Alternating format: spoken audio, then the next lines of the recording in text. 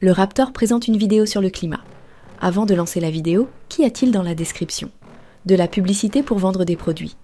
Un lien fait semblant de présenter ses sources, mais c'est du troll. Un autre lien est cependant disponible en fin de description. Celui-ci ouvre un texte où l'auteur chouine longuement pour se plaindre qu'on veuille s'informer et consulter les documents sur lesquels s'appuie son discours.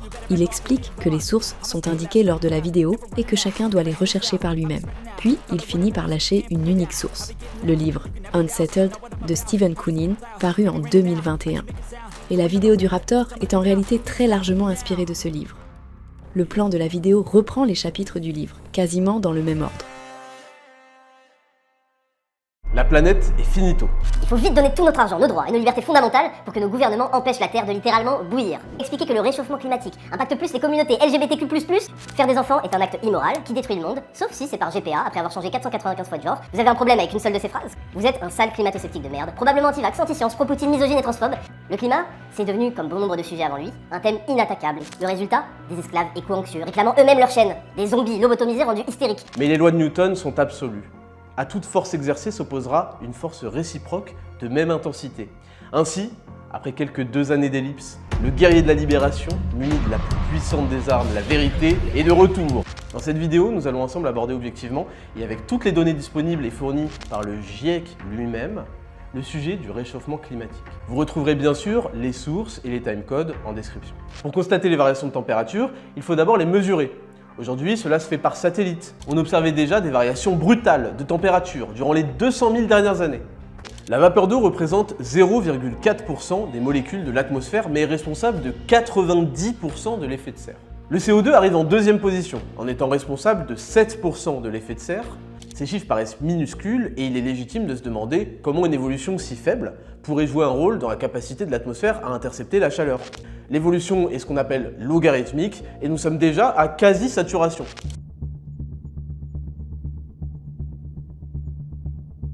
Cependant, même une hausse de 1% de l'interception de chaleur peut avoir pour conséquence directe une hausse de 1% de la température, c'est-à-dire en fait de 3 degrés Celsius. Ce graphique montre la résultante du CO2 et de ses rétroactions en termes de flux énergétique. Un bilan total positif en faveur d'un réchauffement.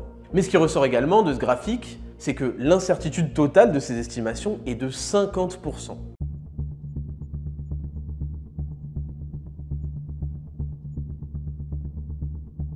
La plupart du temps, lorsqu'on nous parle de modèles, ça sonne modèle mathématique, modèle physique. Ça a l'air super carré, précis, une sorte de théorème implacable. On aimerait se dire qu'on va entrer dans un supercalculateur les données sur l'état actuel de l'atmosphère et des océans, formuler quelques petites hypothèses par-ci par-là sur les influences humaines et naturelles, futures, et prédire précisément le climat des futures décennies. Et puis, bon, après ça c'est moi, mais ayons un peu les idées mal placées. Que se passerait-il si les réglages étaient réglés de telle sorte que, bon, ça c'est vraiment moi, soyons pas naïfs, mais les résultats collent à exactement ce qu'on aimerait obtenir. Par exemple, vraiment, c'est un exemple de merde, hein, moi je dis ça, pour coller à un narratif bizarre qui serait dans notre intérêt, la propagande climatiste. On commence quand même à accumuler beaucoup d'incertitudes et d'imprécisions. L'un des modèles climatiques les plus estimés, produit par l'Institut Max Planck en Allemagne, on s'aperçoit qu'ils avaient réglé un paramètre subgrid d'un facteur 10. Ils ont multiplié par 10, voilà, pour que ça colle. Quand on en a multiplié la science par 10, pour que ça colle, normalement, on essaie de faire un minimum preuve d'humilité. Mais comme vous l'aurez remarqué, ce n'est pas exactement le point fort chez les scientistes du climat.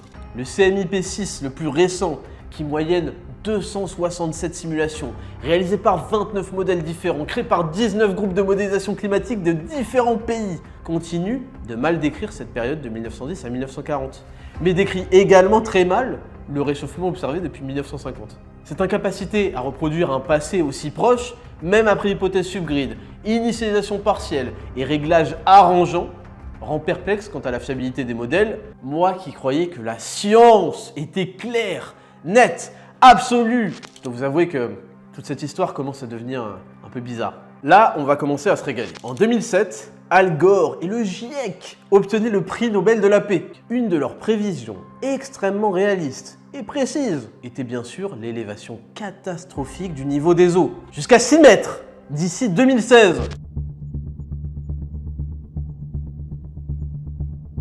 Recouvrant totalement la Statue de la Liberté. La vitesse de montée des eaux semble être cyclique, au moins depuis qu'on a des mesures officielles depuis 1900, oscillant entre moins d'1 mm par an et 3 mm par an. On peut mesurer précisément la contribution des glaciers fondus à cette hausse des eaux. Les résultats sont curieux. On observe sur cette figure que cette contribution, après avoir diminué de 1950 à 1990, est aujourd'hui la même qu'en 1940.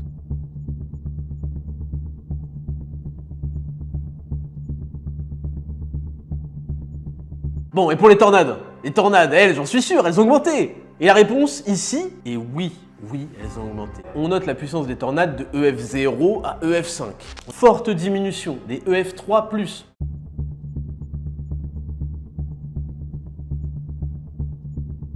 D'ailleurs, le nombre de victimes aux États-Unis liées aux ouragans et aux tornades a été divisé par 10 en un siècle. Comme quoi, émettre du CO2 n'a finalement pas que des mauvais côtés.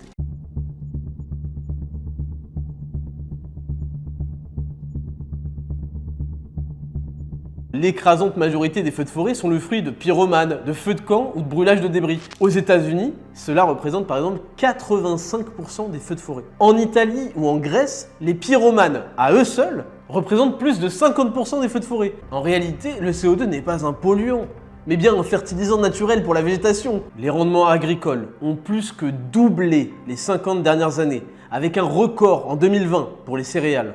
Mais pourquoi et comment les informations annoncées peuvent-elles être aussi manipulées, détournées, voire carrément fausses? Alors qu'il paraît que la science est claire, je sais pas quoi, et que les scientifiques sont tous d'accord. Les rapports vont d'abord s'appuyer sur une sélection de milliers d'articles scientifiques, qui, pour être publiés, ont été révisés par des pairs.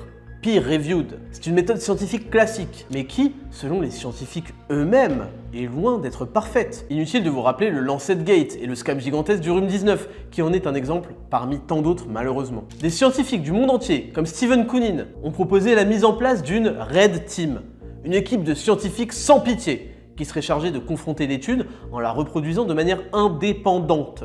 Les versions finales des rapports vont être soumises à l'approbation du gouvernement et du groupe intergouvernemental qu'est le GIEC. Autrement dit, le résumé n'est pas seulement à l'intention des décideurs, il est carrément sous l'influence des décideurs eux-mêmes. Vous avez probablement entendu qu'il y avait consensus sur la question climatique, jusqu'à 97% des scientifiques, tous d'accord sur tout. Bon. D'abord, l'étude à l'origine de ce 97% était un énième scam qui a été discrédité après coup par la communauté scientifique et qui ne spécifiait même pas d'ailleurs sur quoi portait le dit consensus. Les stratégies de manipulation de l'information sont nombreuses dans les médias et suivent un schéma classique qui se répète sur bien d'autres thèmes différents du climat. Qui repose sur un jeu pervers d'intérêts croisés, d'acteurs de 10 plus de coups pour le plus de pouvoir. Les influenceurs clownesques, de flippettes, donneurs de leçons en tout genre. Un public de lâches, un groupe Facebook de merde de religieux du climat, les gogos du climat, Mafalda la communiste épouvantable en CDI puage de gueule, les streamers gauchistes à gueule de quarantenaire avant l'âge et à l'hygiène de vie épouvantable. Un fils de pute, un bon fils de pute. Les complices et les lâches qui ont gonzesse à problèmes familiaux sous anxiolytiques. Dire de la merde, qui fait le buzz. La vidéo du Raptor se base essentiellement sur un livre